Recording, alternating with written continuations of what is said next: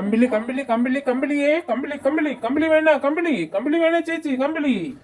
500, 400, 300 ഒന്നും തരണ്ട, വെറും 100 രൂപ തന്നാ മതി, ഒരെണ്ണം തന്നിട്ട് പോകാം.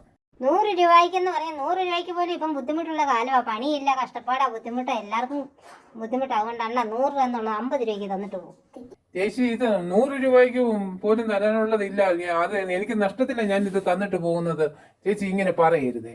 അയ്യോ അണ്ണേ, ഇത് കൊള്ളില്ല, ഇത് വലിഞ്ഞു പോകുന്ന സൈസ് സാധനമായി. ഇതൊന്നും 100 രൂപയ്ക്ക് മേടിക്കാനുള്ള മുതലില്ല. ചേച്ചി കാശ് മുടക്കി സാധനം വാങ്ങിയിട്ട് ഇത് 500 രൂപയുടെ ഉണ്ട്. 500 രൂപയുടേതാണെങ്കിൽ ഒരു കുഴപ്പവും വരത്തില്ല, ഇതങ്ങ് വാങ്ങിക്ക് ചേച്ചി.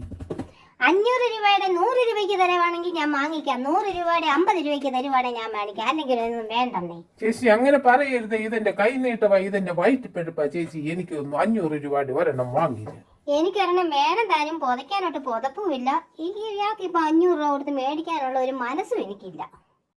അന്നെ കാപ്പിയാ കുടിക്കാനോ വല്ലതും വേണോ? കാപ്പി കുടിക്കാനും ഒന്നും വേണ്ട, കൈ നീട്ടം തന്നു ഒന്ന് വാങ്ങ ചേച്ചി. അതെ, നിങ്ങൾക്ക് ഇപ്പൊ 500 രൂപ തന്നെ ഞാൻ സ്വർണം മേടിക്കാൻ വെച്ചിരിക്കുന്നത്. എന്റെ കാശ് കുറഞ്ഞു പോകും. പോ അണ്ണേ പോ, വേഗം വിട്ടോ, സാധനം വേണ്ട കേട്ടോ. പൊക്കോ. ഓണത്തിന് ഓഫർ കിട്ടും, മേടിച്ചോളാം. പൊക്കോണേ. നിങ്ങൾ ലാഭത്തിന് മേടിച്ചു ചേച്ചി, ഓണത്തിന്റെ ഓഫറിന് മേടിച്ചോ, ഞാൻ പോവുക.